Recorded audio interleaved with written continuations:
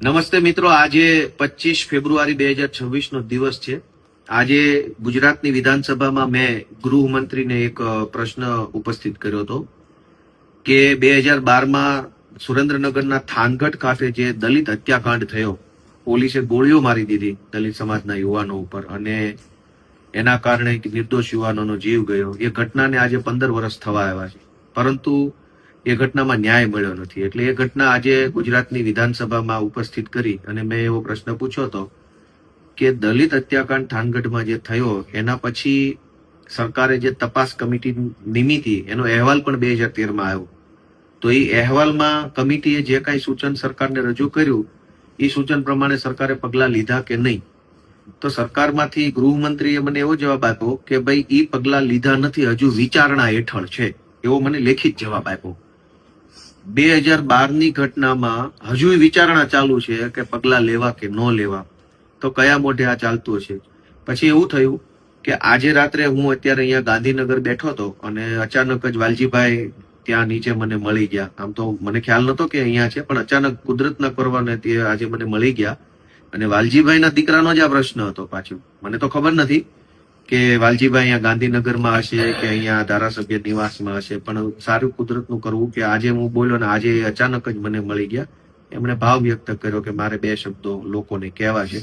તો વાલજીભાઈ કયો 2 શબ્દો જે તમારે? મારા દીકરાનું મર્ડર જે કરી નાખ્યું, મારે એક જ દીકરો હતો અને જે મર્ડર કર્યું 2012માં, ત્યારે 16 વર્ષની એની ઉંમર હતી. આજે 14 વર્ષના વાણા વાઈ ગયા. તો 14 વર્ષ સુધી અમારા સમાજમાંથી એક જિગ્નેશભાઈ મેવાણી અને બીજા હાવજસિંહ જેવા જે અમારે કોઈ સગા સંબંધી નહીં, પણ આમનું ક્યાં મોટેથી શુભેચ્છા પાઠવું કે અમારે પીડિતોની મદદ માટે એટલો શબ્દ ઉઠે એના બાબતે આપણે એમની મુલાકાત આવે. તમે આજ અચાનક મળી ગયા એટલે મને આશ્ચર્ય થયું. મારે દીકરો તો નથી, બરોબર, એક જ દીકરો હતો, પણ સરકારમાં આ સવાલ ઉઠાયો ને એટલા સમયે 14 વર્ષે. એટલે હું તમારી પાસે એક મારા દીકરાના લગ્નમાં જે હોય ને એમ ખુશીને તમને સંદેશો દેવા આવ્યો. તમે આટલું તો કામ કરી આપ્યું ને, બસ મને અમારા સમાજ ઉપર મને ભરોસો તૂટી ગયો. વારંવાર કદાચ કહી શકે તો કહી શકે છે, ઘણા બધા ધુરંધરો બેઠા છે અમારા, એટલે આવું છે. સરસ તમે કામગીરી કરી છે. અમારી પાસે રહેવા સારું મકાન પણ નથી. તમે થાનગઢના દ્રશ્ય જોયા છે દલિતવાસના, અને કઈ છે નહીં મારી પાસે. પણ જો કદાચ આનો અહેવાલ જાહેર થાય, આરોપીની ધરપકડ થાય ને આરોપીને જેલ હવાલે કરે અને અમને કઈક જીવન જીવવાનો એક મોકો મળે. મારે કોઈ નોકરી નથી, મજૂરી કામ કરીને જીવન જીવીએ. એ વખતે મિત્રો એવું બન્યું હતું 2012માં કે થાનગઢ પોલીસ સ્ટેશને કેટલાક લોકો કોઈ રજૂઆત લઈને ગયા. થાનગઢ ગામની અંદર કોઈ ઘટના બની હશે 2 સમાજ વચ્ચે કે 2 વ્યક્તિઓ વચ્ચે, અને એના કારણે કેટલાક લોકો થાનગઢ પોલીસ સ્ટેશને FIR લખાવવા માટે ગયા. એ દરમિયાન FIR નહીં લખવાના કારણે સમાજ એકઠો થયો કે કેમ FIR નથી લખતા, અને સમાજની સંખ્યા વધતી ગઈ. અને જે તે વખતે PI કે PSI ગુસ્સામાં આવી અને સામી ટોળા ઉપર ફાયરિંગ કરી નાખ્યું, સામી છાતીએ. એમાં આમનો દીકરો, એકનો એક દીકરો હતો, એનું મૃત્યુ થઈ ગયું ફાયરિંગની અંદર.